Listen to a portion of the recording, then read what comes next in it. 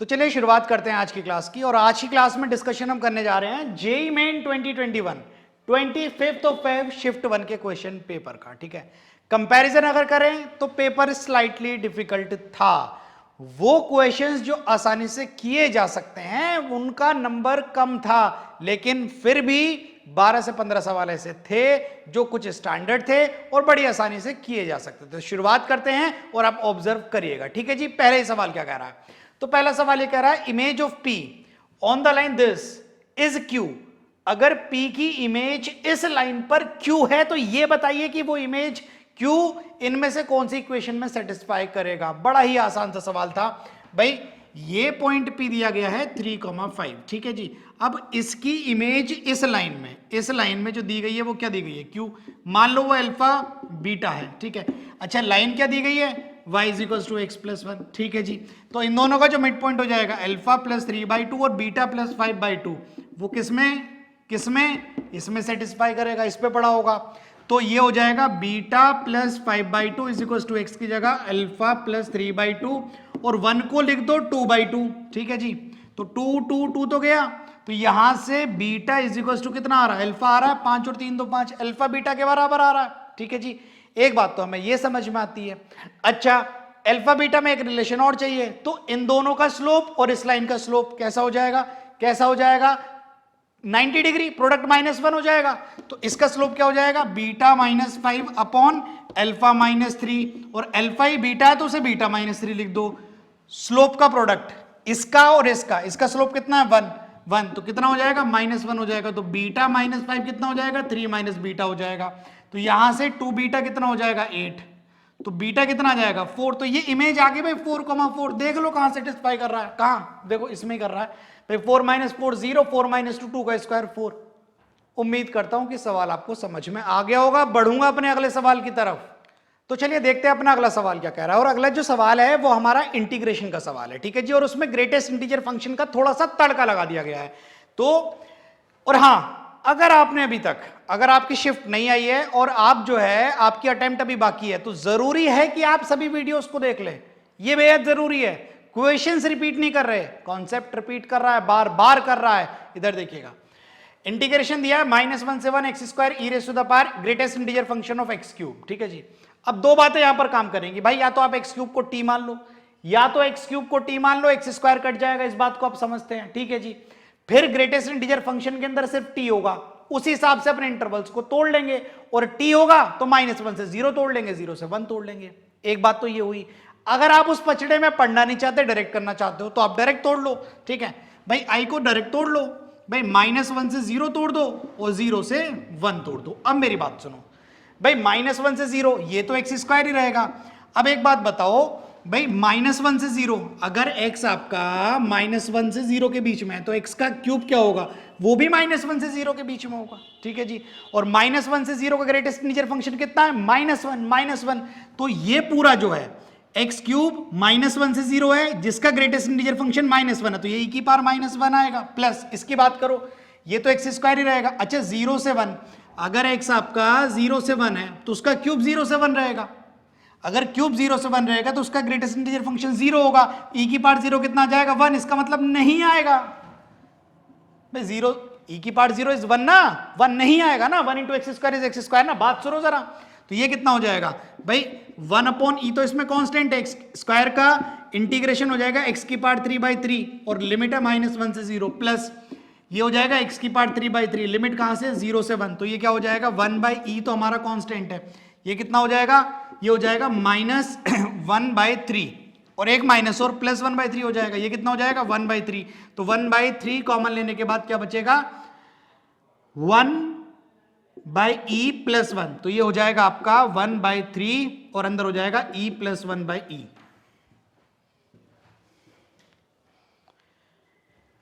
e + 1/3।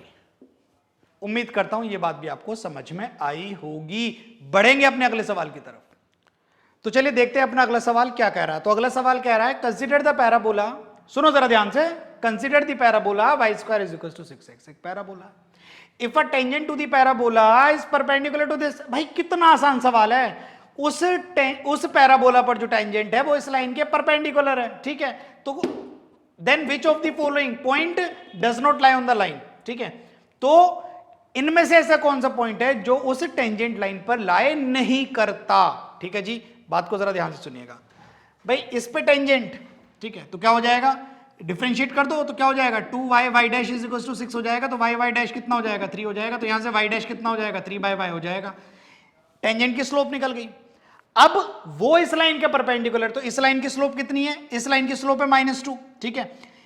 इसका slope मान लो m1 है, उसका स्लोप कितना है, -2 है। इन दोनों का प्रोडक्ट -1 होगा, दोनों परपेंडिकुलर है, तो 3/y और -2 कितना होगा, -1 होगा। माइनस से माइनस गया तो y कितना आ गया, 6। अगर y 6 आ गया, उठा के कर्व में डाल दो, तो y 6 आ गया तो x भी कितना आ गया, 6। तो पॉइंट तो पता लग गया 6,6। अब स्लोप और पता लगा लो, इक्वेशन ऑफ टेंजेंट मिल जाएगी। तो स्लोप ऑफ टेंजेंट है 3/y, y 6 है तो 3/6 1/2, तो स्लोप हमें पता लग गया अपना 1/2 भाई। तो ये हो जाएगा y minus y1 is equal to slope times x minus x1। तो यहां से हो जाएगा 2y minus 12 is equal to x minus 6, इधर आएगा तो ये हो जाएगा मेरे भाई 2y minus x minus 6 is equal to 0। हाँ ये हो जाएगा, ठीक है। कौन सा पॉइंट इस पे लाई नहीं करता, पहला है x 5 और y 4, 8 माइनस 11, ये ही नहीं कर रहा, अरे पहला ही नहीं कर रहा। एक बार देख लो इक्वेशन गलत ना आ जाए, कोई भी ना कर रहा हो, कभी पता लगा टिक मार के भाग लिए। 4,5 x4 y5 कर गया, -10 10 कर गया, 6 6 12 12 6 माइनस 6 12 कर गया, 14 8 6 14 कर गया। भाई पहला नहीं कर रहा, पहला नहीं कर रहा, करेक्ट आंसर हो जाएगा। बढ़ूंगा अपने अगले सवाल की तरफ। तो चलिए देखते हैं अपना अगला सवाल क्या कह रहा है। और अगला सवाल जो है वो मैट्रिक्स से रिलेटेड है ना, क्या कह रहा है जरा देखते हैं। वो कह रहा है अगर ए ये मैट्रिक्स है और i प्लस ए, आई जो है वो आइडेंटिटी मैट्रिक्स है, प्लस ए ये है, इंटू आई माइनस ए का ट्रांसपोज अगर ये है, तो ये बताइए 13 of a square plus B square की वैल्यू क्या होगी। कौन सी वैल्यू होगी भाई इनमें से, ये पूछ रहा है, ये पूछ रहा है, ठीक है, बता देते हैं।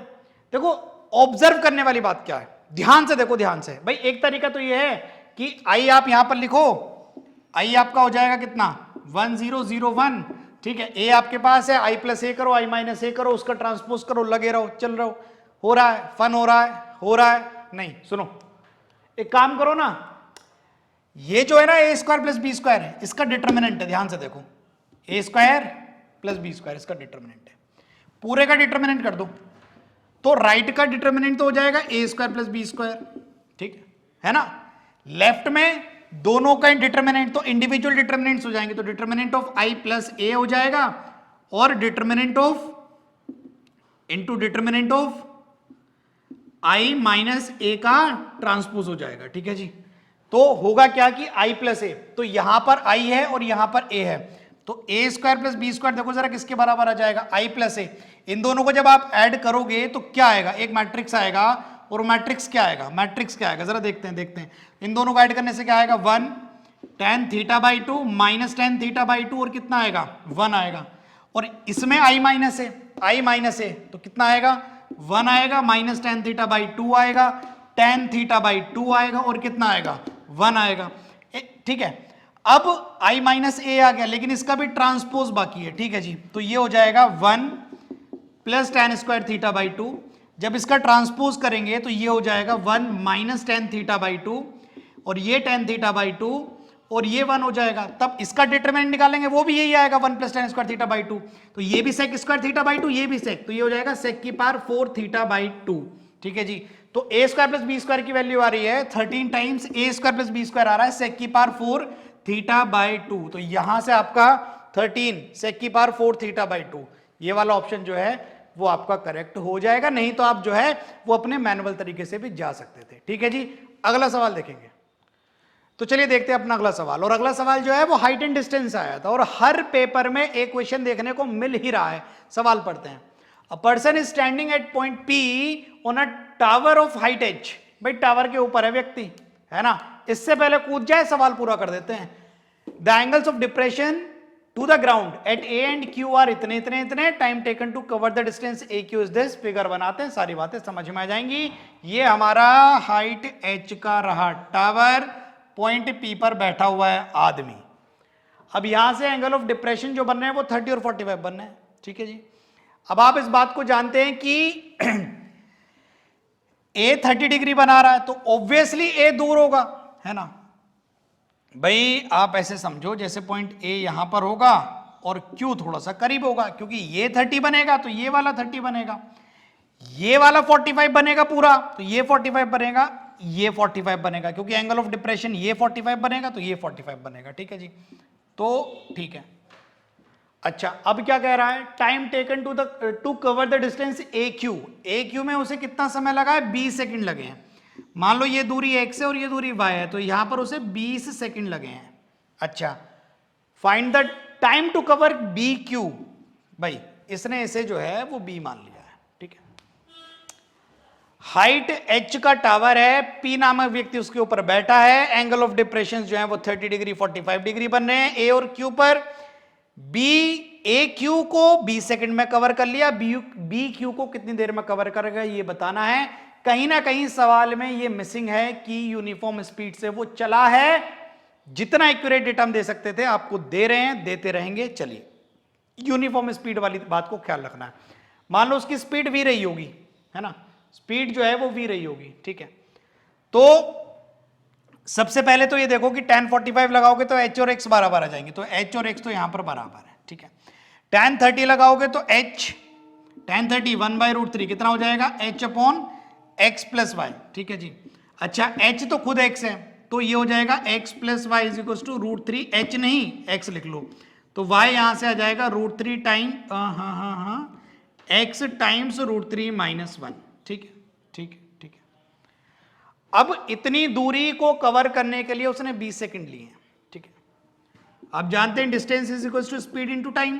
ठीक है, स्पीड मान लो v है, टाइम उसने b लिया है और डिस्टेंस कितनी कवर करी है y, तो y कितना आ गया, 20v के बराबर आ गया। यहां रख दो y को 20v, तो जब आपने यहां रख दिया 20v तो 20v बराबर किसके आ गया, x इंटू √3 माइनस 1 के, तो यहां से x बराबर आ गया 20v अपॉन √3 माइनस 1 के। यानी ये दूरी वेलोसिटी की टर्म्स में निकाल दी, स्पीड की टर्म्स में निकाल दी। खैर, ये दूरी कितने समय में कवर होगी, जैसा आप जानते हैं कि distance is equal to speed into time है, टाइम की रिक्वायरमेंट दे रहा है, डिस्टेंस अपॉन स्पीड कर दो, दूरी x कवर करी है ना, स्पीड कितनी रही थी, v रही थी। अच्छा, x की वैल्यू उठा के रख दो, x की वैल्यू कितनी है, 20v अपॉन √3 माइनस 1 इंटू नीचे तो v है, v से v गया, √3 माइनस 1 हो जाएगा √3 प्लस 1, √3 प्लस 1, तो ये हो जाएगा a square minus b square 2 10 into √3 plus 1, 10 into √3 plus 1, 10 into √3 plus 1 second. उम्मीद करता हूं सवाल आपको समझ में आया होगा। बढ़ूंगा अपने अगले सवाल की तरफ, ध्यान रखिएगा वेलोसिटी यूनिफॉर्म थी। अगला सवाल देखते हैं। तो चलिए देखते हैं अपना अगला सवाल क्या कह रहा है। तो अगला सवाल ये कह रहा है, अगर x बराबर है n0 से इंफिनिटी समेशन ऑफ cos की पावर 2n थीटा, y बराबर है n0 से इंफिनिटी समेशन sin की पावर 2n फाई, और z बराबर है n0 से इंफिनिटी साइन थीटा की power 2n into cos phi की पावर 2n, तो ये बताइए इनमें से कौन सा रिलेशन जो है वो चलेगा, काम करेगा, मैच करेगा। ठीक है, पहले x के बारे में खुद जानकारी इकट्ठी करते हैं। x के बारे में, तो x क्या है, x है हमारा n0 डलेगा तो किसी पार 0 1 हो जाएगा, फिर क्या है, फिर है ये cos, n1 डलेगा तो cos स्क्वायर थीटा, फिर क्या है cos की पावर 4 थीटा, ऐसे जा रहा है। इनफाइनाइट जीपी है, y क्या जा रहा है 1 plus sine square 5 plus sign की पावर 4 5 प्लस ऐसे जा रहा है। अच्छा, z क्या जा रहा है, z जा रहा है 1 प्लस, भाई n0 तो 1 तो होगा ही, फिर आएगा साइन स्क्वायर थीटा और कॉस स्क्वायर 5, फिर क्या आएगा, इसकी पावर 4 4 आ जाएगी। ठीक है भैया, सब जीपी हैं, सब इनफाइनाइट जीपी हैं, तो पहली वाली जीपी का सम आ जाएगा a अपॉन 1 माइनस आर, तो x आ जाएगा 1 upon sine square theta, y आ जाएगा similarly 1 upon 1 minus sine square 5, तो y आ जाएगा 1 अपॉन कॉस स्क्वायर 5। बहुत ही बढ़िया, z और ले आओ भाई, z आ जाएगा a अपॉन 1 माइनस आर, और इसका रेशियो क्या होगा, यही होगा, क्योंकि 4 4 आएगा, फिर 6 6 आएगा, तो यही होगा, क्या होगा, sign square theta cos theta में भाई थीटा थीटा सब गड़बड़ हो जाएगा, कॉस स्क्वायर 5, तो z आ जाएगा 1 upon 1 minus sine square theta, sine square theta कितना है 1 upon x, cos square phi कितना है 1/y, तो कितना आ जाएगा z आ जाएगा xy/xy -1। अरे भैया ओ हेलो कौन सा, उम्मीद करता हूं बात समझ में आई होगी। बढ़ूंगा अपने अगले सवाल की तरफ। तो चलिए अपना अगला क्वेश्चन देखते हैं ना। तो अगला क्वेश्चन ये कह रहा है इंटीग्रेशन का है ना, sine theta sine 2 theta sine की पावर 6 प्लस साइन की power 4 plus sign square theta, और रूट में भी कुछ है। ठीक है ठीक है, सबसे पहले तो अपना डिनोमिनेटर गायब कर लो एज यूजुअल। ठीक है भाई 1 माइनस कॉस 2 थीटा क्या हो जाएगा 2 साइन स्क्वायर थीटा। यहां से जो साइन 2 थीटा है कितना हो जाएगा 2 साइन थीटा कॉस थीटा, 2 से 2 गया, साइन स्क्वायर थीटा से साइन स्क्वायर थीटा गया, इतना तो गया। सब जगह साइन थीटा है, बाहर कॉस थीटा है, साइन थीटा को टी मान लो। ठीक है जी, तो क्या हो जाएगा ये बचेगा इंटीग्रेशन के अंदर, ये तो कट जाएगा, तो क्या बचेगा t6 plus t4 plus t square into under root के अंदर 2t4 plus 3t square plus 6 dt। चलिए अब पक्का इनमें से कोई ना कोई एक दूसरे का डेरिवेटिव होगा, पक्का होगा। ठीक है, अब ध्यान से देखो भाई, इसे देखो, इसे डिफरेंशिएट करोगे तो ये तो आने वाला नहीं है, इसे करोगे तो अभी ये आने वाला नहीं है। ठीक है जी,